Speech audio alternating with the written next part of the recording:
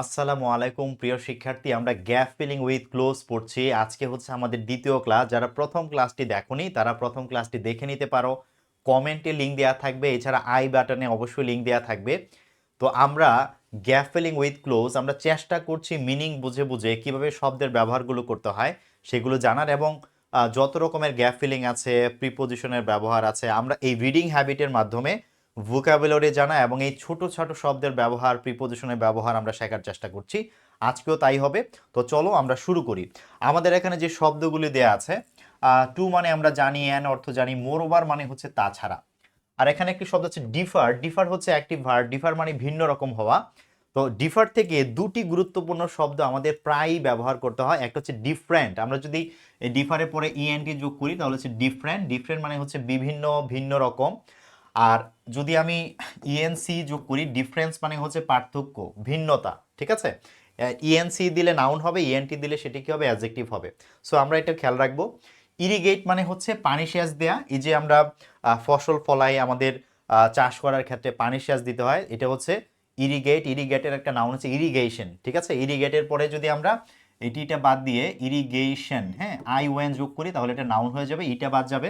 Irrigation মানে হচ্ছে পানি সেচ। হ্যাঁ, আস মানে আমাদেরকে, উড মানে হচ্ছে কাঠ। তবে উডের আরেকটা শব্দ আছে খুব গুরুত্বপূর্ণ। উডের পরে যদি কখনো অ্যাজ যুক্ত থাকে উডস, তখন এই উডস বলতে বোঝায় বন, বন জঙ্গল। ঠিক আছে, উডস যদি থাকে বন জঙ্গল, খেয়াল করতে হবে। ফিশ মানে হচ্ছে মাছ। অন আর ডাইভার্স, ডাইভার্স এটি একটি অ্যাডজেক্টিভ। ডাইভার্স মানে হচ্ছে বৈচিত্র্যময়, বিভিন্ন রকম, অনেক রকম, এটাকে আমরা ডাইভার্স বলি। তো চলো আমরা দেখি টেক্সটে কি বলছে। বলছে the environment is everything around us. আমাদের চারপাশে যা কিছু আছে, মানে আমাদের চারপাশে সব কিছুই হচ্ছে পরিবেশ। আমাদের চারপাশে সব কিছুই হচ্ছে পরিবেশ। ট্রিজ ইন দ্য হিলস, পাহাড়ে যে গাছ আছে, পাহাড়ে যে গাছ আছে, অ্যান্ড ফরেস্ট এবং যেই জঙ্গলে যে গাছ আছে, পাহাড়ে জঙ্গলে যে গাছ আছে, are the part of our environment, এগুলি সবই হচ্ছে আমাদের পরিবেশের অংশ, আমাদের পরিবেশের একটা পার্ট। দে গিভ আস, যে তারা আমাদেরকে দেয়, কি দেয়, তারা আমাদেরকে উড, কাঠ দেয়। তারা আমাদেরকে কাঠ দেয়, তারা আমাদেরকে কাঠ দেয়। অ্যান্ড অক্সিজেন, এবং হচ্ছে অক্সিজেন দেয়। তারা আমাদেরকে কাঠ এবং অক্সিজেন দেয়। উই গ্রো, আমরা জন্মাই বা আমরা উৎপাদন করি, আমরা যেটাই বলি, আমরা জন্মাই বা আমরা উৎপাদন করি বা আমরা চাষ করি। কি চাষ করি? আমরা এখানে ডিফার থেকে লিখতে পারি ডিফারেন্ট, এখানে একটু চেঞ্জ হবে। হ্যাঁ, শুধু ডিফার লিখলে হবে না, কারণ এখানে ক্রপস একটা নাউন, নাউনের আগে অ্যাডজেক্টিভ লিখতে হয়। সো আমরা ডিফারেন্ট লিখতে পারি।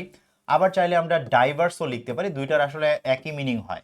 বৈচিত্র্যময় ফসল বা বিভিন্ন রকম ফসল চাষ করি, আমরা যেটাই বলতে চাই দুইটি আসলে কারেক্ট হবে। যে কোনো একটা এখানে লিখবো আর কি। ডিফারেন্ট লিখলে হবে, ডাইভার্স লিখলে হবে। Crops on vast plain land. হ্যাঁ, মানে এই যে আমাদের বিশাল, ভ্যাস্ট মানে বিশাল, যে সমতল ভূমি আছে, এই সমতল ভূমিতে আমরা বিভিন্ন রকমের ফসল কি করি, চাষ করি। উই গেট, আমরা পাই, আমরা কি পাই, ফ্রম দ্য রিভার্স, নদী থেকে পাই, তার মানে অবশ্যই ফিশ হবে। হ্যাঁ, অবশ্যই ফিশ হবে। সো এখানে ফিশ, ডাইভার্স আমরা অ্যাড করলাম, ডিফারেন্ট অ্যাড করলাম। So we get fish from the rivers, আমরা নদী থেকে মাছ পাই। হাওর বাওর অ্যান্ড ক্যানেলস, ক্যানেলস মানে হচ্ছে খাল, খাল থেকে, হাওর বাওর থেকে, নদী থেকে আমরা কি করি, মাছ পাই। ড্যাশ দিস ওয়াটার বডিস, আমরা জানি মোরওভার হচ্ছে একটা কানেক্টরস। এই যে কমা আছে, কমা দেখে বুঝি যে এখানে একটা কানেক্টরস হবে। সো এখানে আমরা ইউজ করবো মোরওভার। হ্যাঁ, মোরওভার মানে হচ্ছে কি, তাছাড়া। তাছাড়া দিস ওয়াটার বডিস, এই এই যে আমাদের বিভিন্ন জলাশয়গুলো আছে, ওয়াটার বডিস মানে জলাশয়, যেখানে জল আছে সেটাই হচ্ছে জলাশয়। সো দিস ওয়াটার বডিস, এখানে খেয়াল করো দিসের পরে অবশ্যই প্লুরাল নাউন হবে, এখানে বডি লিখলে হবে না। যদি বডি লিখে দেই ভুল হবে, আমাদের দিস আছে যেহেতু প্লুরাল নাউন হবে। দুটি শব্দ, একটা হচ্ছে THESE দিস মানে এইগুলো, আরেকটা হচ্ছে দোস মানে ওইগুলো। এই দুটির পরে যখনই কোনো নাউন লিখবো সে নাউনটি অবশ্যই প্লুরাল হওয়া লাগবে। So this water bodies, moreover this water bodies, যে তাছাড়া এই জলাশয়গুলো, হেল্প আস আমাদেরকে সাহায্য করে, ট্রাভেল ভ্রমণ করতে সাহায্য করে। এর আগের লেকচারে আমি বলেছিলাম যে যখন কোথাও হেল্প থাকবে, হেল্প লেট, এই ভার্বগুলো যখন থাকে হেল্প লেট, তখন অবজেক্টের পরে ভার্বের বেস ফর্ম বসে, অবজেক্টের পরে ভার্বের বেস ফর্ম বসে। এখানে কিন্তু সেম, এখানে হেল্প আছে, অবজেক্ট আছে, বেস ফ্রম বসবে। যে এই জলাশয়গুলো আমাদের সাহায্য করে ট্রাভেল, ভ্রমণ করতে, ট্রান্সপোর্ট গুডস। গুডস মানে কি, খুব ইম্পর্টেন্ট। গুড মানে শুধু ভালো ভালো ভালো আমরা শিখি, কিন্তু গুডের সাথে যখন অ্যাজ দেয় তখন এটার অর্থ হয়ে যায় মালপত্র, তখন এটা অর্থ হয়ে যায় মালপত্র। সো বলছে যে ট্রান্সপোর্ট গুডস, এটি আমাদের মালপত্র পরিবহনে সাহায্য করে। অ্যান্ড ইরিগেট ল্যান্ড, কি হবে, ইরিগেট হবে। ইরিগেট মানে হচ্ছে ভূমিকে, ভূমিতে বা আমাদের জমিতে মানে সেচ দিতে এটি আমাদের কি করে, সাহায্য করে। সো ইরিগেট হবে। এখন ইরিগেটের চেঞ্জ হবে না কেন? কারণ এই আসের পরে এইটাও প্রেজেন্ট ফর্ম, এইটাও প্রেজেন্ট ফর্ম, ভার্বের বেস ফর্ম, এখানেও কি হবে, ভার্বের বেস ফর্মই হবে। সো এটি ইরিগেটই হবে, এখানে চেঞ্জ করার কোনো দরকার নাই। তারপরে অল দিস, দেখো এই যে আবার দিস আছে, এই জন্য এলিমেন্টস হয়েছে, হ্যাঁ, প্লুরাল নাউন হয়েছে। সো এখানে একটা অ্যাডজেক্টিভ হবে। তো অল দিস এলিমেন্টস, যেহেতু নাউন, নাউনের আগে অ্যাডজেক্টিভ লিখবো, কোনটা লেখা যায়? ডিফারেন্ট যদি ওখানে ব্যবহার করি তাহলে এখানে ডাইভার্স ব্যবহার করব, ডাইভার্স। আর ওখানে যদি আমরা ডাইভার্স ব্যবহার করি তাহলে এখানে ডিফারেন্ট ব্যবহার করব, তাহলেই হয়ে যাবে।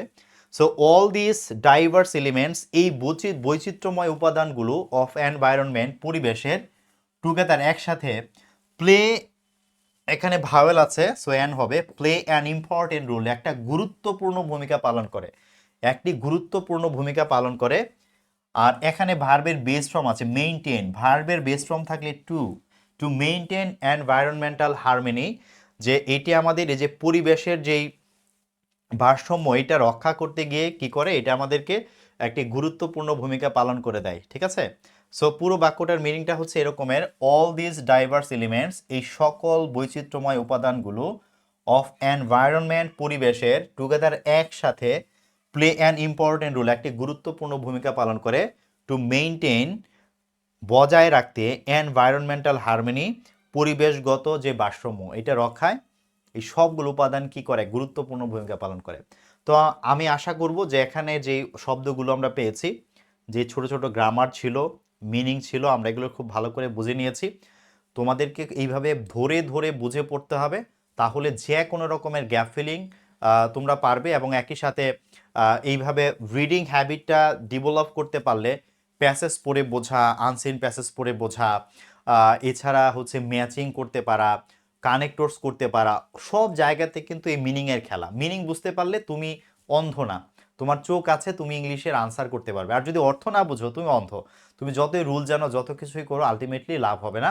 কারণ মিনিংয়ের উপরে অনেক কিছু নির্ভর করবে, গ্রামারও কিন্তু মিনিংয়ের উপর অনেক কিছু নির্ভর করে, এবং তখন আর রুল মুখস্থ করতে হয় না।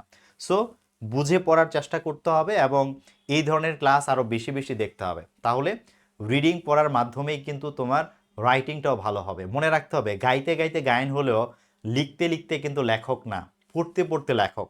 যত ভালো পড়বে তত ভালো লিখতে পারবে, তখন ফ্রি হ্যান্ড রাইটিংটাও তোমার কি হবে, ডেভেলপ হবে, অন্যথায় কিন্তু কঠিন। তো ভালো থাকবে, ভিডিওটি কেমন লাগলো জানাবে। আর তোমাদের কোনো রিকোয়েস্টেড ভিডিও থাকলে, কোনো টপিকের ক্লাস চাইলে বলতে পারো, আমি ইনশাল্লাহ তোমাদের জন্য অবশ্যই কন্টেন্ট বানাবো। ভালো থেকো, ইনশাল্লাহ পরবর্তী ক্লাসে আবার কথা হবে। আসসালামু আলাইকুম।